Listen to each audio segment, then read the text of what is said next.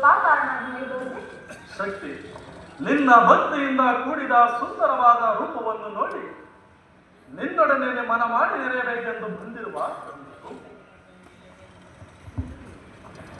ಮಳೆಯಲ್ಲಿ ಸರಸವಾಡುವುದು ಒಂದು, ಆ ರೂಪಿಗೆ ನೆರೆಯುವ ಸ್ಥಳವಿಲ್ಲ ಈ ಬ್ರಹ್ಮಾಂಡದಲ್ಲಿ.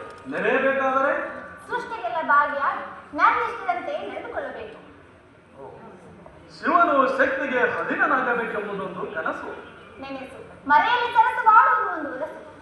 ಜನಿಸು ಜನ್ಮ ಶೃಂಗಾರ ತೆರೆಯಲ್ಲಿ ಭರಳಿ ಉಳಿಸುವೆ ಮತ್ತೆ ಮನ ಮೋಹನಾಂಗಿಯಾಗಿ ತಿರುಗಲೇಕೆನ್ನು ಬಾ ತರುಳು ಮರುಗಿ ಮರುಗಲೇಕೆನ್ನಿರುಪ ಶೃಂಗಾರ ಹರನೆ.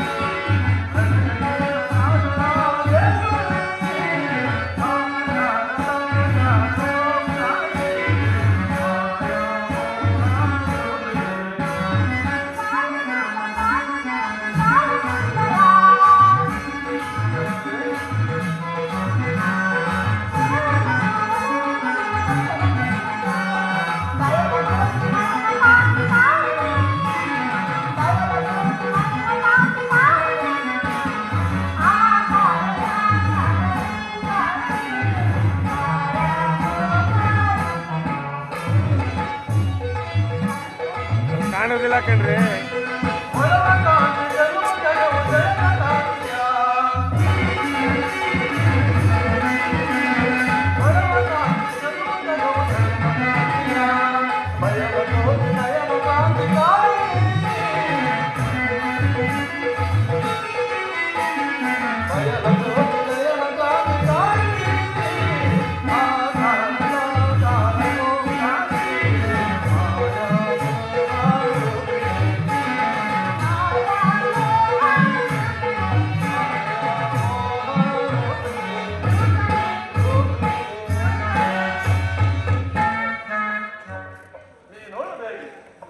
ಶಿವಶಕ್ತಿಯರ ಸಲಾಪದಲ್ಲಿ ಬಯಲೊಂದು ಬ್ರಹ್ಮಾಂಡ ಭೂಮಿಯಾಗಿ ಪರಿಣಮಿಸಲಿಲ್ಲದೆ ಈ ಜಗತ್ತಲ್ಲಿ ಆ ಬ್ರಹ್ಮಾಂಡವನ್ನು ಎಷ್ಟು ಕುಂದರವನ್ನು ಆ ಗಣೇಶನ ಸರಿಪಡಿಸಲು ಆ ಬ್ರಹ್ಮಗಳಾದೇವ ಆ ಮಾನಸ ಬ್ರಹ್ಮಗಳೇ ರೂಪವೆತ್ತಿದ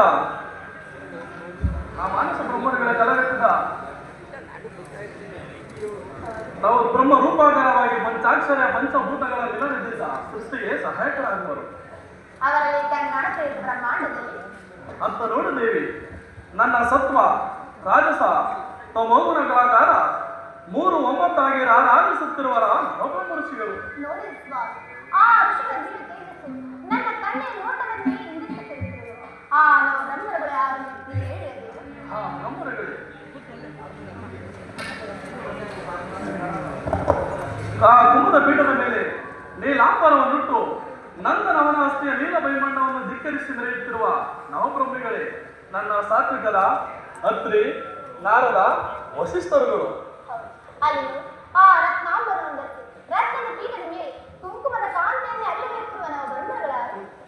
ಅವರುಗಳ ತಾಮಸ ಪವಿತ್ರ ಕೈಯಿಂದ ರೂಪವಿದ್ದದ ಗಾರ್ಗೆಯ ಭಾರದ್ವಾಜರೆಂಬ ಗೌತಮ ಬ್ರಹ್ಮರುಗಳು. ಸ್ವಾಮಿ, ಆ ಪಕ್ಕದಲ್ಲಿ ಪಟ್ಟಮುಡಿಯುಂಟು, ಪರಾಗ ಪೀಠದಲ್ಲಿ ಪಾದೆಯ ಪ್ರಕಾಶವನ್ನು ಎಲ್ಲವರೆತ್ತಿರುವ ಬ್ರಹ್ಮದೇವರ ಆ ದೇವ ಬ್ರಹ್ಮರುಗಳೇ ಐಂಗಿರಸ ಕಶ್ಯಪರೆಂಬ ಸೃಷ್ಟಿಕರ್ತನ ಪ್ರತಿರೂಪಗಳು.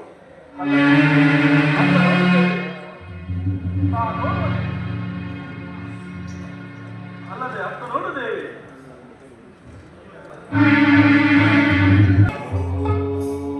ಅಲ್ಲದೆ ನೋಡುವನೆಯಷ್ಟು ದಕ್ಷತೆಯಿಂದ ಸೋಳಿತಾಂಬರವನ್ನು ಧರಿಸಿ ದಂತ ಪೀಠದ ಮೇಲೆ ದುರ್ಗಾಂತದ ಗಾಂಭೀರ ಧಿಕ್ಕರಿಸಿ ಮೆರೆಯುತ್ತಿರುವ ಸಮಗ್ರದ ಮೈಬಣ್ಣವನ್ನು ಧಿಕ್ಕರಿಸಿ ಮೆರೆಯುತ್ತಿರುವ ನನ್ನ ರಾಜಸದಿಂದ ಉದ್ಭವಿಸಿದ ನೋಡಿದೆ ಸ್ವಾಮಿ. ಆದರೆ ಈ ಜಗತ್ತಿನಲ್ಲಿ ಅವರ ಧರ್ಮವನ್ನು ಪರೀಕ್ಷಿಸುತ್ತಾಗಿ ಅದೇ ಆ ಶಕ್ತಿಯನ್ನು ನಿರ್ಮಿಸುತ್ತೇವೆ. ಅವರು ನಿನ್ನ ಮುಂದಿನ ಛಾಯಾಶಕ್ತಿಗಳು. ಬೆಲವೆಣ್ಣ ಪಡೆಯ ಚೆಲುಪೆಣ್ಣೆ ಇಡಿ ಮಿಡಿತ ಚೆಲಿಗೇಶ ಮಿಡಿತಾಗಿ ಮುದ್ರಿಗೆಯ ನಡುಬಳಿಕೆಯ ಮಂದಾರವಲ್ಲಿಯ ಸೊಬಗೆತ್ತ ಪೆಣ್ಣ ಪಡಲಿ ಆದಿಶಕ್ತಿ.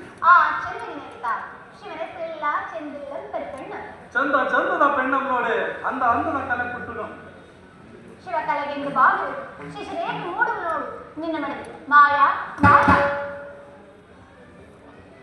ಶಿವಶಕ್ತಿಗೆ ನಮಸ್ಕರಿಸು. ಮಾಯಾ ನಿನಗೆ ಮಂತ್ರವಾಗಲಿ. ನನ್ನ ಮಾನಸ ದಕ್ಷ ಬ್ರಹ್ಮನು ಜಗತ್ ಸೃಷ್ಟಿಗಾಗಿ ಮಕ್ಕಳನ್ನು ಬೇಡುತ್ತಾ ಉಗ್ರ ತಪಸ್ಸನ್ನು ಆಚರಿಸುತ್ತಿರುವನು.